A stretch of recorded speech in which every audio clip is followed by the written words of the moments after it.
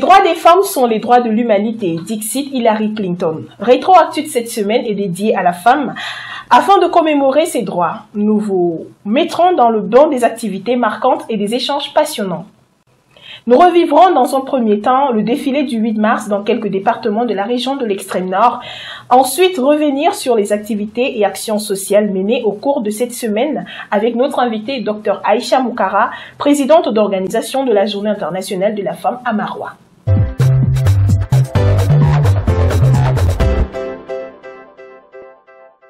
Mesdames, Messieurs, vous regardez Rétroactu, spéciale Journée internationale des droits de la femme sur Baba Info, bienvenue. Une semaine chargée d'émotions, entre préparatifs et activités diverses, les femmes ont fait de leur mieux pour donner une belle coloration à cette commémoration. La journée du 8 marqua la clôture des activités avec le défilé à la place des fêtes de Maroua, Mokolo et Mora. Découvrons ensemble les temps forts dans ce reportage.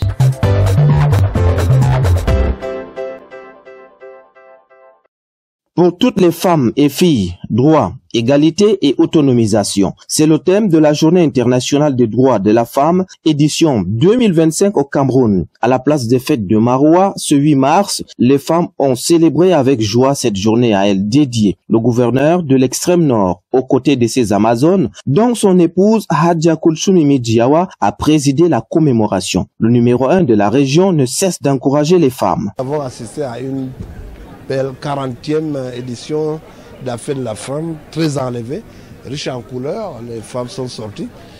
Malgré le soleil et la période de carême, nous les avons vues déterminées. S'agissant de cet aspect politique, les femmes dans la région sont engagées.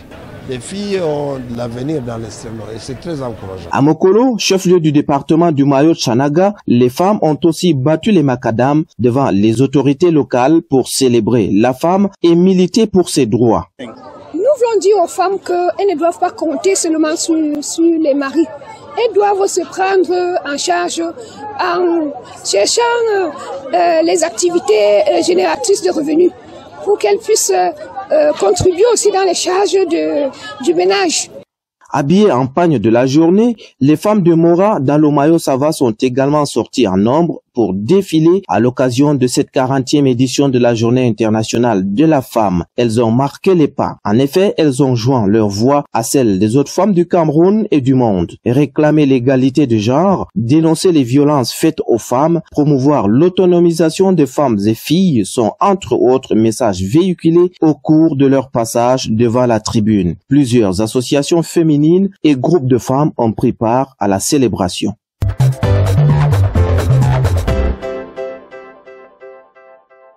Comme nous l'annonçons en titre, nous sommes honorés de recevoir une invitée exceptionnelle, la présidente du comité d'organisation de la Journée internationale de la femme pour Maroua, Dr Moukara Aïssatou. Bonsoir et bienvenue. Merci, bonsoir, je vous remercie. Ok.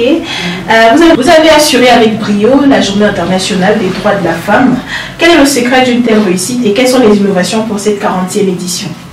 Merci pour cette très belle question. Je dirais que pour réussir une activité, il faut mettre sa propre passion. Parce que si vous n'êtes pas passionné de la chose, vous n'allez pas arriver à des résultats probants. Et ma stratégie, c'est de travailler en équipe. Et j'ai distribué les rôles à chacune. Toi, tu dois faire tel. Et ces rôles étaient les commissions. Donc, nous avons réparti les activités en commission, c'est-à-dire commission marche, sport, commission finance, commission socio-culturelle, commission exclusion, commission vente et exposition. Donc, avec ces différentes présidentes, nous sommes donc arrivés à des bons résultats comme vous l'avez observé sur le terrain. D'accord. Alors, docteur, quelles sont les différentes activités menées en prélude aux préparatifs de la Journée internationale de la femme? D'accord, merci pour cette question. En prélude à la Journée internationale de la femme, nous avons mené plusieurs activités. Parmi ces activités, il y a d'abord eu une première réunion, des réunions préparatoires. Et les réunions préparatoires ont commencé en janvier. Nous avons organisé des conférences, des tables rondes, des séances de formation, séances de sensibilisation, formation des femmes dans les différentes activités telles que la conservation de la tomate, la fabrication des produits cosmétiques, le fumage de poissons et bien d'autres. Bien, et vous avez aussi mené apparemment une activité action sociale, une action sociale je veux dire, à l'orphelinat Bethléem de Mouda. Nous sommes orientés vers Mouda parce que vous savez, c'est bien de penser à ces démunis. Et le 8 mars, je profite de cette occasion pour dire que le 8 mars n'est pas simplement une histoire de défilé, tout ça.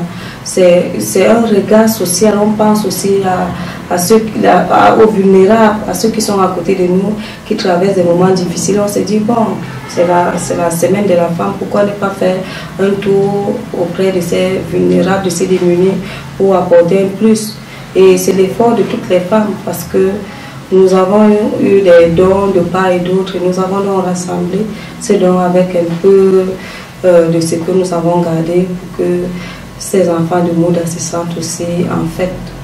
Justement, en parlant voilà, de l'action sociale, nous allons regarder un reportage réalisé par l'équipe de Baba Info à la Fondation Bethléem de Mouda.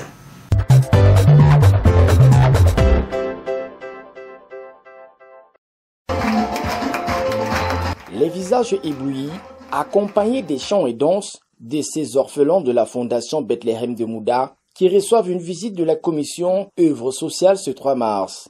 Une initiative qui apporte du soutien et du réconfort aux pensionnaires de la Fondation. La délégation conduite par la présidente du comité d'organisation de la Journée internationale de la femme 2025 pour Marois et du délégué régional du Minas a visité les différentes structures de la Fondation, notamment la crèche et le centre d'éducation spécialisé. Les membres de la délégation ont également remis des dons aux pensionnaires de la Fondation pour les aider à surmonter les difficultés de la vie quotidienne. Nous sommes très contents parce que vous avez pensé à nous cette année. Et je pense qu'il y a un grand partage.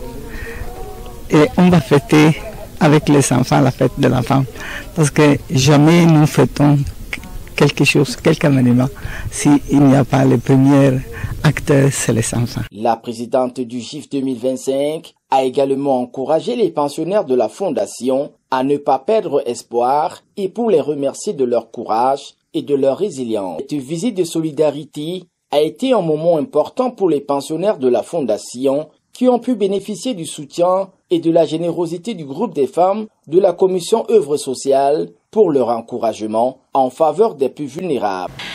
Voilà, à la suite des activités de l'action sociale à Mouda, il y a aussi quelques associations et groupes de femmes et filles de l'extrême nord qui se sont mobilisés pour organiser des activités afin de commémorer, voilà, ensemble, la Semaine internationale des droits des femmes. C'est le cas du concept Women Week qui est à sa 3e édition, une initiative des associations Perles du Sahel, OPAF, les Lions du Sahel, Adivus, ADIEF, etc. qui ont mené des activités comme on peut le voir en images, danse sportive, conférences, débats, expositions, ventes et bien d'autres. Dans le Mayokani aussi à Kailé, les femmes ont su profiter de cette semaine pour mener des activités et actions sociales entre marches sportives et caravanes motorisées, des causeries éducatives, la remise des dons aux détenus de la prison de Kailé et d'un championnat de football féminin. Voilà, c'est un peu un aperçu des activités. Madame le docteur, nous revenons vers vous. Nous rappelons que le thème de cette année est pour toutes les femmes et filles, droit, égalité et autonomisation. Quel impact espérez-vous que ce thème ait sur la société en général et la gente féminine en particulier? Le thème est interpellateur.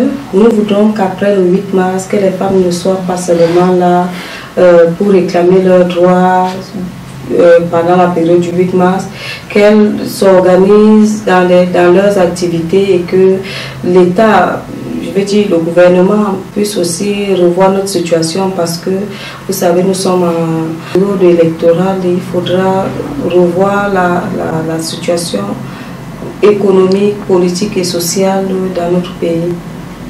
Bien, justement, en parlant du 8 mars, beaucoup de femmes pensent que le 8 mars, c'est juste c'est le pagne. Voilà, selon vous, est-ce que le pagne est indispensable pour la célébration ou bien la commémoration de cette journée? Bon, À dire vrai, le pain n'est qu'un tissu. Le pain est moins important. Tout ce qui est important, ce sont des activités que nous avons menées avant la protéose. Et maintenant, lorsque nous avons mené ces activités, on s'est dit que bon, aller défiler et se retrouver autour d'une table avec les uns et les autres, ça galvanise. Et lors du défilé, nous avons observé des femmes défiler avec les pains de l'association.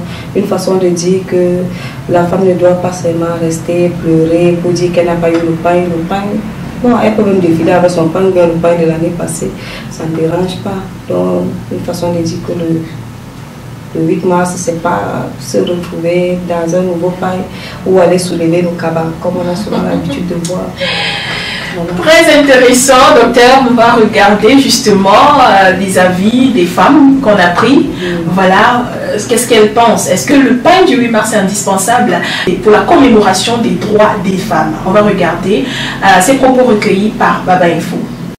C'est dispensable, mais ça dépend aussi. Tu peux avoir le 8 mars fêté, tu ne peux pas avoir le 8 mars et tu ne fêtes pas, ça dépend.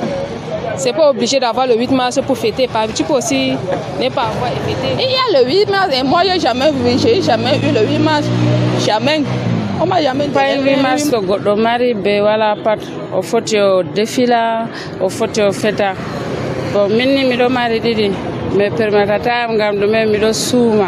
Le 8 mars, quand il y a le pain de 8 mars, tu ne peux pas, dès que tu fêtes et que la fête est déjà passée, ça n'a plus d'importance après. Donc c'est inutile de prendre un pain de 8 mars pour moi. Je préfère prendre un autre pain et couvre et qu'après le 8 mars, je peux porter de temps en temps. Voilà, on vient de regarder les propos des femmes à propos du pain, mais on va maintenant un peu s'intéresser aussi à l'ambiance du défilé du 8 mars. Avec, nous savons que c'est une période de jeûne, la communauté musulmane passe en ce moment le jeûne du Ramadan et également la communauté chrétienne catholique qui en ce moment observe également le carême. Comment a été l'ambiance? Est-ce que c'était assez, les femmes ont pu gérer, elles ont pu supporter? Le jeûne, le carême n'ont pas impacté la fête du 8 mars dans la région de l'extrême nord, plus précisément à Maroua. Plusieurs groupes, plusieurs femmes ont défilé. Honnêtement, tout le monde était satisfait de ce défilé.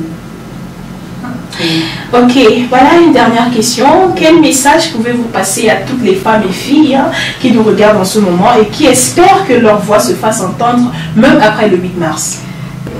Le message que je peux passer aux femmes et aux filles, c'est de s'extérioriser, de parler lorsqu'elles ont souvent les problèmes, d'aller vers des personnes qui peuvent les entendre. Et de temps en temps, il ne faut pas qu'elles restent simplement pour attendre que non, il faut que l'on me donne si, même à partir des petits moyens, elle peut créer. Il faut qu'elle ait le sens d'entreprendre. Et en ce qui concerne l'insertion, vous savez, on peut nous former, mais ce n'est pas dire que l'État va nous prendre en charge. Il faut apprendre à faire des petits métiers. Donc, du genre, si elle peut même s'appliquer au niveau de la couture, si elle peut s'appliquer au niveau du commerce, si elle peut s'appliquer au niveau de la coiffure, c'est pas mal. L'essentiel est de trouver un revenu pour qu'elle se sente aussi à l'aise dans sa peau de femme ou bien dans sa peau de fille. Voilà, le message est passé pour toutes les femmes et filles qui nous regardent. Mesdames et messieurs, ladies and gentlemen, chers internautes, c'est la fin de cette édition rétroactive pour cette semaine.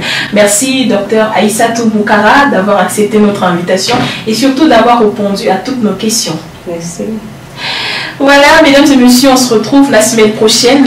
La suite des programmes, c'est sur Baba Info. Connectez-vous, voilà, abonnez-vous, partagez l'émission et surtout prenez soin de vous. Bye bye.